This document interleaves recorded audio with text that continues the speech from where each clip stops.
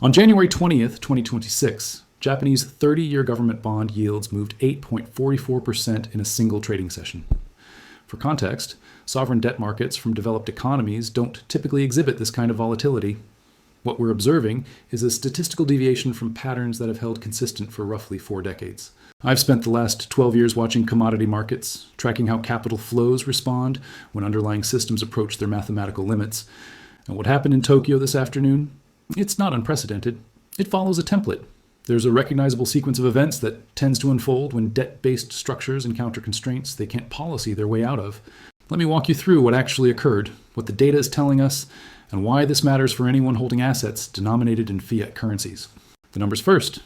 The Japanese 40-year bond yield hit 4.22%. That's outside the historical range for this instrument. We don't have comparable data points going back to the 1990s. The 10-year yield reached 2.37%, which is the highest level since that same period.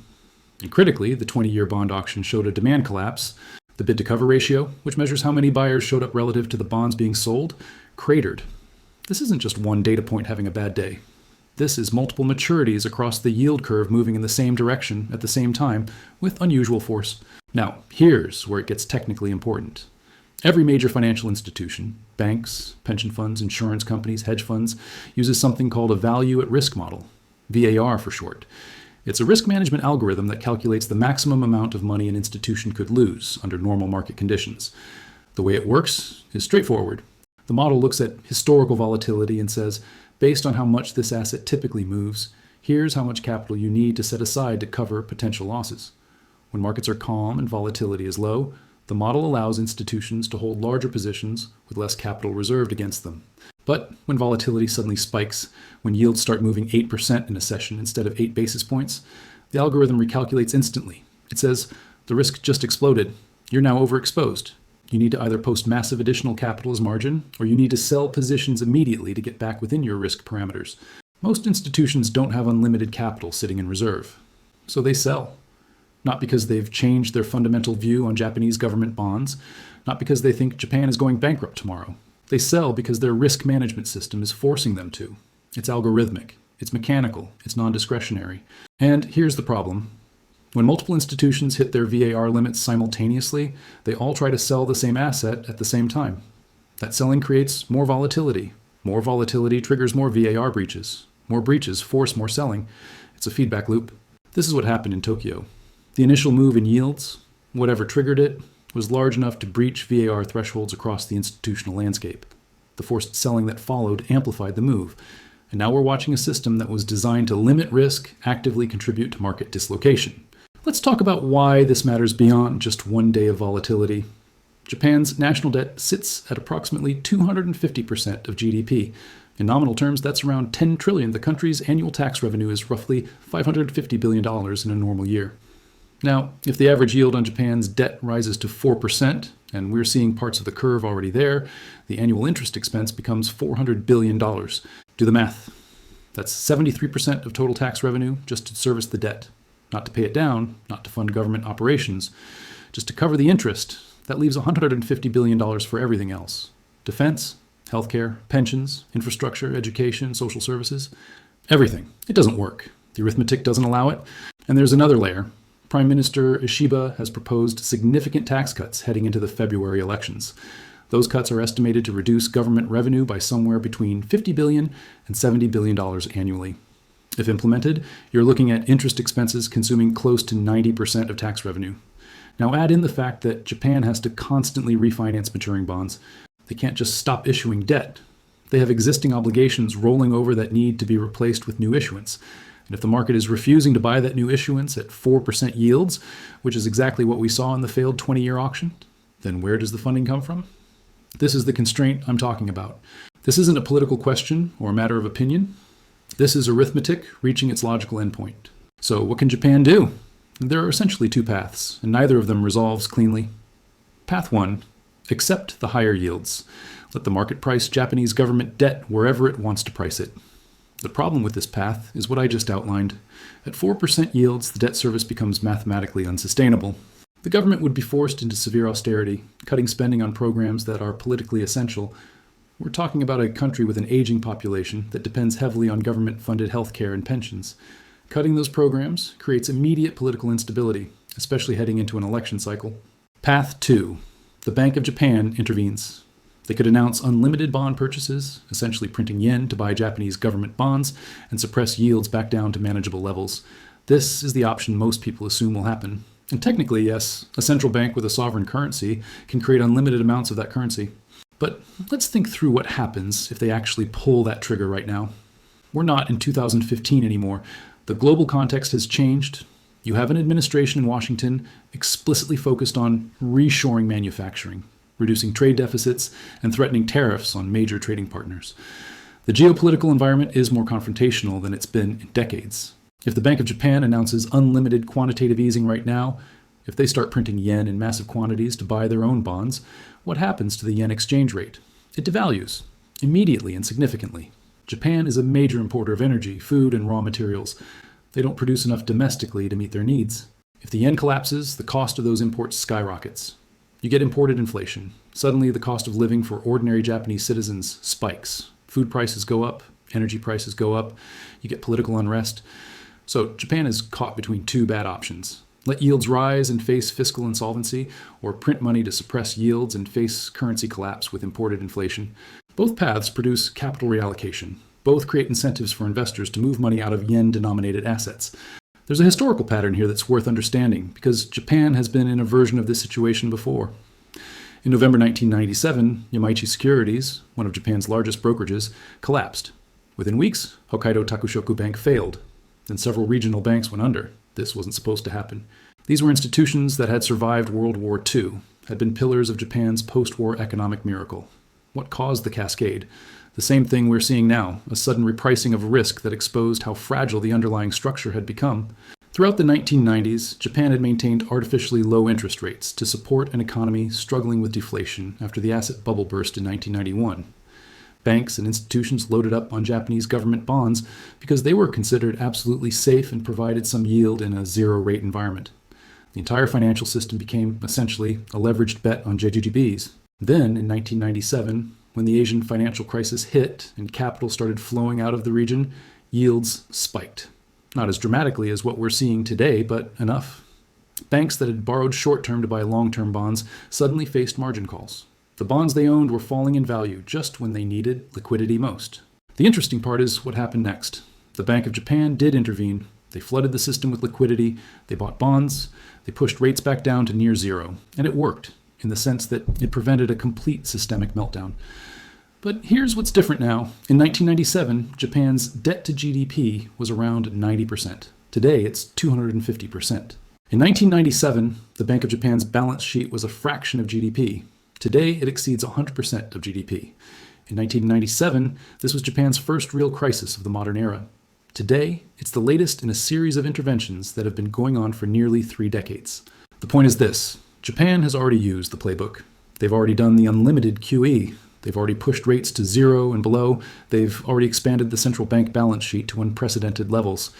And they're still here, facing the same fundamental problem: too much debt, not enough growth to service it. What happens when you've already used all your ammunition and the crisis comes back anyway? The 1997 intervention bought Japan another 25 years. But it didn't solve the underlying problem. It just delayed the reckoning. And each time you delay, the debt gets bigger, the intervention required gets larger, and the options available get narrower. That's the pattern worth understanding. Not that Japan will collapse tomorrow, but that each successive crisis requires a larger intervention with less credible long-term resolution. Eventually, you run out of interventions that the market believes in. Here's where this stops being just a Japan problem. Japan is the largest foreign holder of US Treasury securities. They own approximately $1,022 trillion worth. That's not a trivial position. That's a structural pillar of the global financial architecture. If Japan faces a liquidity crisis, if they need cash to stabilize their own bond market or fund their own government operations, where do they get it? They sell their most liquid foreign asset, US Treasuries. Now think about the mechanics. If Japan starts selling US Treasuries in size, that increases the supply of Treasuries hitting the market. Increased supply, all else equal, pushes prices down. When bond prices fall, yields rise. So Japanese Treasury sales would put upward pressure on US yields. We're already seeing the US 10-year yield at 4.30%. The 30-year is at 4.93%. If it crosses 5%, and I think there's a reasonable probability it does, that becomes both a technical and psychological breakpoint. 5% on the 30-year is a round number that market participants pay attention to. It's also a level that would likely trigger additional algorithmic selling through the same VAR mechanisms we discussed earlier. Higher U.S. yields create their own problems. The U.S. national debt is over $30 trillion. Every percentage point increase in the average interest rate costs hundreds of billions in additional annual interest expense. The U.S. faces the same arithmetic constraints Japan does, just at a slightly different debt-to-GDP ratio. So we have a potential feedback loop. Japan's crisis forces Treasury sales. Treasury sales raise U.S. yields. Higher U.S. yields validate concerns about the sustainability of sovereign debt across developed markets. That validation accelerates the move out of bonds globally. This is how localized stress becomes systemic contagion. The markets are interconnected. Japanese banks hold European bonds. European banks hold U.S. bonds. U.S. pension funds hold Japanese bonds. It's a web of cross-holdings. When one thread starts to fray, tension distributes across the entire structure. While this is happening in bond markets, let's look at what's occurring in precious metals. Silver reached $94.52 per ounce. Gold is at $4,959 or $50. But here's what's interesting. Silver is outperforming gold on a percentage basis. That tells us something about what type of buying we're seeing. Gold is the traditional safe haven. When investors get nervous, they buy gold. It's been that way for thousands of years. But silver occupies a different position. It's both a monetary metal and an industrial commodity. It gets used in solar panels, semiconductors, electric vehicles, medical applications. There's actual consumption demand on top of investment demand. When silver starts outperforming gold, it typically signals that investors aren't just seeking safety. They're positioning for monetary system disruption. They're betting that the existing structure has fundamental problems that can't be papered over. And there's another dynamic at play. The physical silver market is tight. Dealers are reporting that premiums, the amount you pay above the spot price to actually get physical metal delivered, are expanding. That spread between paper price and physical price tells you that there's more demand for the actual metal than the market can easily supply. The COMEX, which is the major futures exchange for silver trading, has inventory levels that are low relative to the open interest in futures contracts. Open interest means the number of contracts that exist. Inventory means the physical metal actually sitting in exchange warehouses available for delivery. When that ratio gets compressed, when there are a lot of paper claims relative to physical metal, you create the conditions for delivery squeezes. If a significant number of futures holders decide they want physical delivery instead of just rolling their contracts or settling in cash, the exchange doesn't have enough metal to deliver against all the contracts. That's when prices have to rise to destroy enough demand to bring the market back into balance. And because industrial users actually need silver for their manufacturing processes, they can't just stop buying because the price went up. The demand destruction has to come from somewhere else, usually from leveraged speculators who get forced out of positions. We saw this pattern in 1979 and 1980. Silver went from around 4 Rs per ounce to over 50 per ounce in roughly 12 months. The context then was stagflation, a crisis of confidence in the dollar after the gold standard ended, oil shocks, and a general sense that the monetary system was breaking down. The details are different now, but the pattern, sovereign debt stress leading to currency concerns, leading to hard asset demand, that pattern is recognizable. I'm watching several specific indicators to see which direction this evolves. First, whether the Japanese 30-year yield stays above 4% for multiple consecutive sessions. 1 day of volatility can be a spike. 2 days starts to look like a regime change. 3 days suggests the market has fundamentally repriced Japanese credit risk. Second, the results of upcoming Japanese bond auctions. Japan has to keep issuing debt to refinance maturing bonds. If we see another auction with collapsed demand, if the bid-to-cover ratio stays weak, that confirms the market is walking away. Third, any policy statements from the Bank of Japan. If they call an emergency meeting, if they signal a major policy shift, the market's reaction tells us whether they still have credibility. Do yields actually come down when they speak, or does the market ignore them? Fourth, the US 30-year Treasury yield crossing 5%. That's the technical level I'm watching. Above 5%, you likely get accelerated institutional selling through VAR-driven mechanisms. Fifth, silver's intraday volatility patterns. If silver starts moving $5 or $10 in a session, that indicates the short squeeze dynamics are intensifying. High volatility usually precedes major directional moves. And sixth, any developments on the geopolitical front. If we see concrete tariff announcements, if trade negotiations break down, if tensions escalate over territorial disputes, these are catalysts that can accelerate the timeline. None of these indicators in isolation tells you everything, but taken together, they provide a framework for understanding which scenario path we're following. Let me zoom out for a moment and put this in the largest possible frame. What we're potentially observing is the late stage of a debt cycle that began in the early 1980s. When Paul Volcker broke the back of inflation by raising interest rates to double digits, that marked the peak for rates. From that point forward, interest rates entered a structural decline that lasted roughly 40 years. During that entire period, governments and corporations took on more and more debt.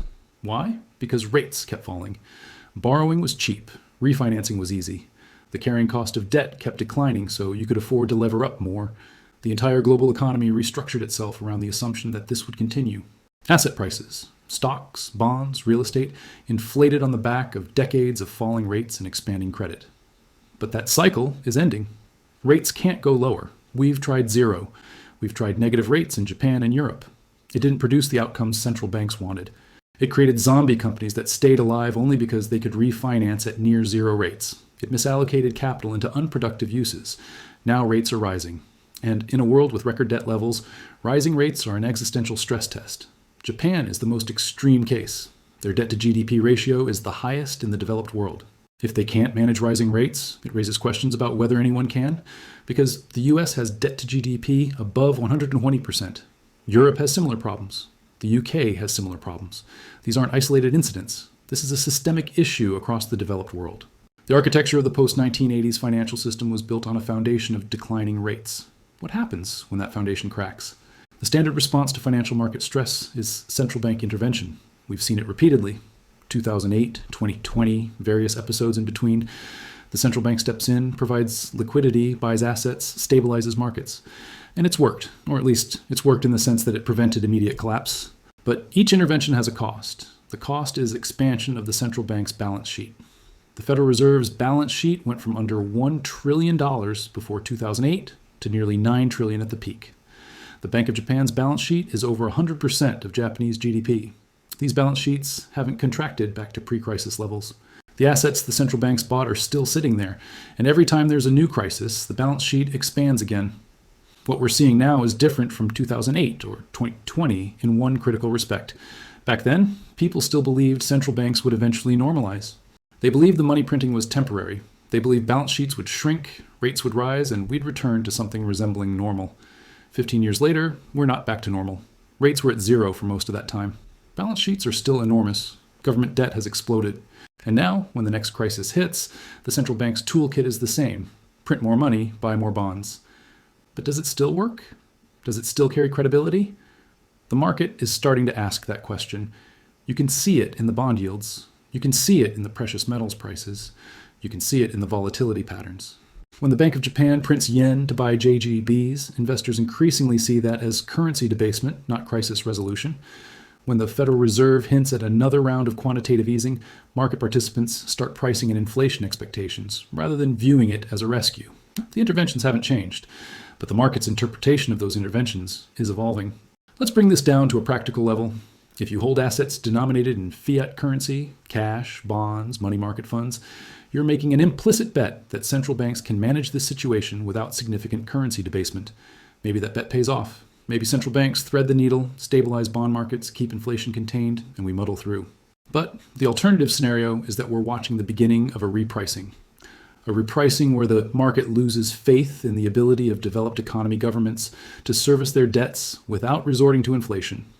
In that scenario, holding bonds means accepting mark-to-market losses as yields rise.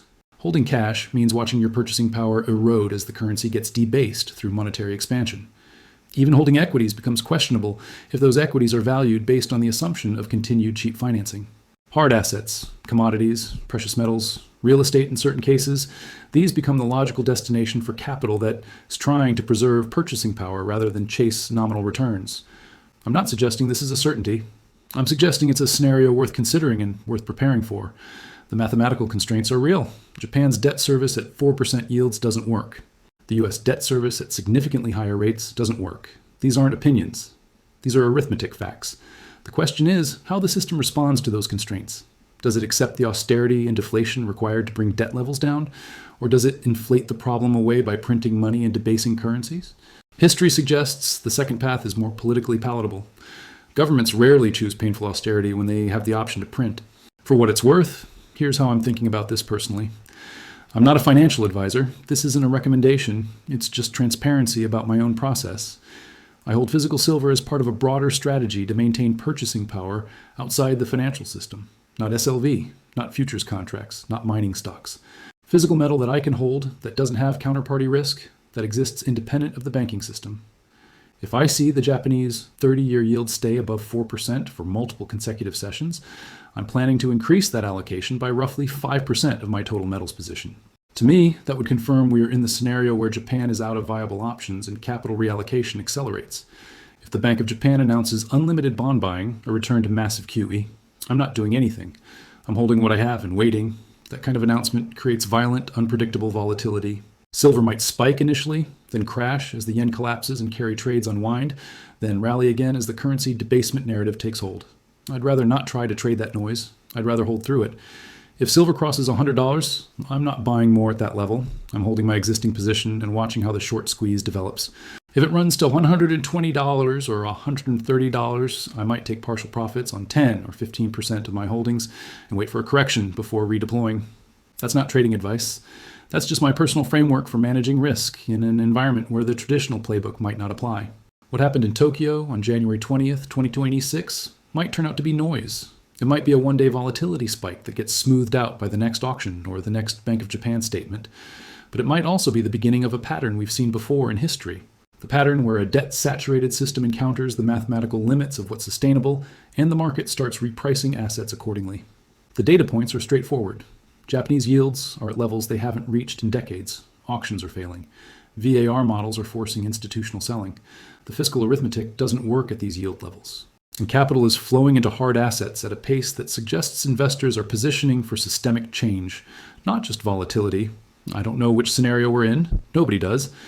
But I know that the systems we're observing have mathematical constraints. And when those constraints get tested, things can shift faster than most people expect. The currency markets, the bond markets, the precious metals markets, they're all connected. What happens in one ripples through the others. And right now, the ripples are getting larger. Watch the data, monitor the indicators, understand the mechanisms, and make your own decisions about how to position for the range of possible outcomes. That's all any of us can do.